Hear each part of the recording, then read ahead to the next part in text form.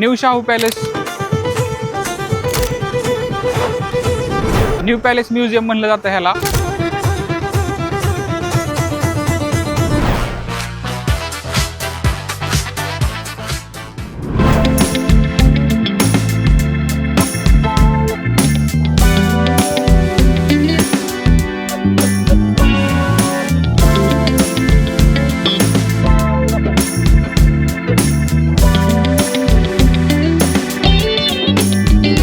दुपारचे 1:15 वाजलेत आणि आपण आहोत न्यू शाहू पॅलेस किंवा न्यू पॅलेस म्युझियम म्हणलं जातं ह्याला.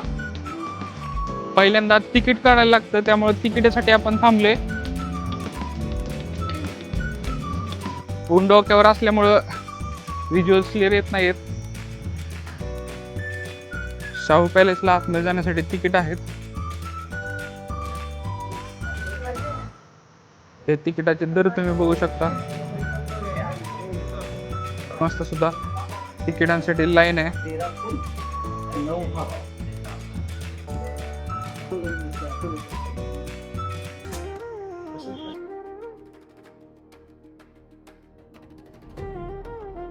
पाच तिकीट घेतलेली आहेत आपली आणि आपण निघालोय.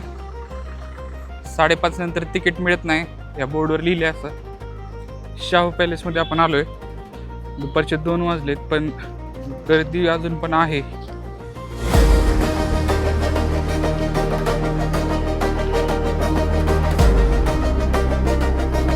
1877 मध्ये बांधलेला हा भव्य राजवाडा आज न्यू पॅलेस म्युझियम म्हणून ओळखला जातो. सामाजिक न्याय, शिक्षण आणि प्रगतीचा विचार करणारे राजर्षी शाहू महाराज यांच्या आठवणी या राजवाड्यातील म्युझियम मध्ये जपलेल्या आहेत. फोटोग्राफीला परवानगी नसल्यामुळे आतमधली दृश्य घेतली नाहीत, पण एकदा नक्की बघण्यासारखं संग्रहालय आहे. मी बाहेर येईपर्यंत आमचे छोटे सरकार मात्र आजोबांना लाडीगुडी लावून घोडागाडीची राईड मारायला घेऊन गेली आणि त्यांची राईड संपल्यावर आम्ही निघालो कनेरीकडे.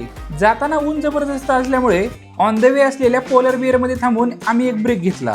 तसं छोट्या सरकारांनी पुढाकार घेत आधी हाताने नंतर आईच्या हाताने मस्तानी, मिल्कशेक अशा सगळ्या पदार्थांचा यथेच्छ समाचार घेतला आणि त्यानंतर आम्ही पोहोचलो थेट कनेरीच्या श्री क्षेत्र सिद्धगिरी महासंस्थानमध्ये.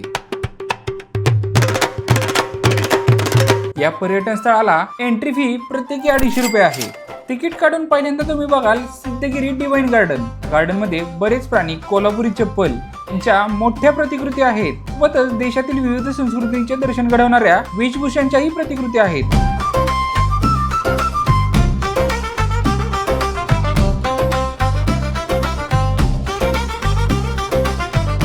आम्ही गार्डन मधल्या झुलत्या पुलावरून आल्यावर मम्मी पप्पांनी सुद्धा झुलत्या पुलावर चालत येऊन आनंद घेतला. सोबतच इतर 30 रुपये देऊन एक ट्रेन राईड आहे जी आपल्याला आर्टिफिशियल जंगलात घेऊन जाते.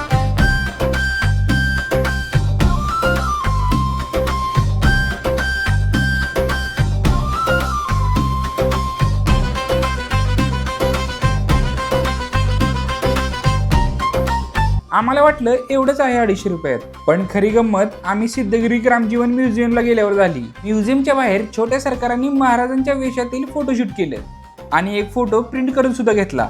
सुरुवातीला गुहांमध्ये ऋषीमुनी तपश्चर्या करताना दिसले, नंतर पुढे जाईल तसं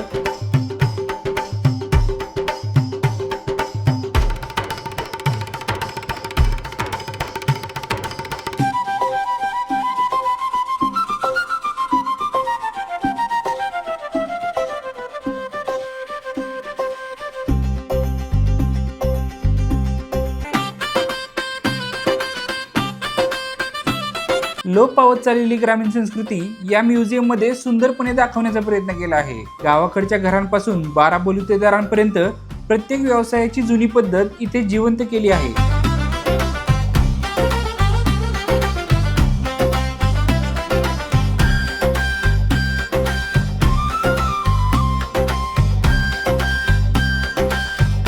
अर्ध्या तासात बाहेर येईल असं वाटलं होतं, पण पटपट बघून सुद्धा जवळपास 2 तासांपेक्षा जास्त वेळ गेला. त्यामुळे कनेरी मठ पाहायला येणार असाल तर एक्स्ट्रा वेळ काढून या, कारण या कनेरी मठाच्या नादात आमची सोनूची एंगेजमेंट मिस झाली. आम्ही पोचलो थेट हळदीला.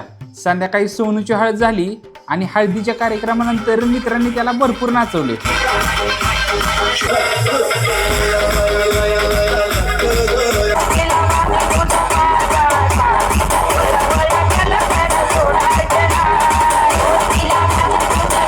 दुसऱ्या दिवशी सकाळी नाश्ता करून आम्ही कोल्हापूरच्या करवीर निवासिनी अंबाबाईचं दर्शन घेतलं आणि थेट आलो कार्यालयात। लग्नाचे विधी पार पडले आणि नवरदेव पुन्हा आले वर्धाव्याला।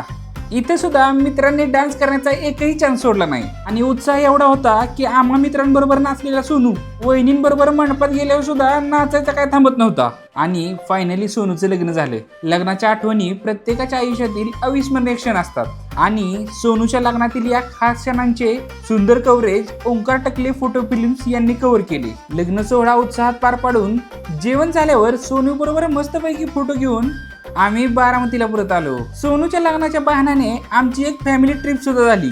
तुम्ही पण असं लग्नाला गेल्यावर ट्रिपचा प्लॅन करत असाल तर कमेंटमध्ये नक्की सांगा आणि व्हिडिओ आवडला असेल तर लाईक शेअर सबस्क्राईब करायला अजिबात विसरू नका।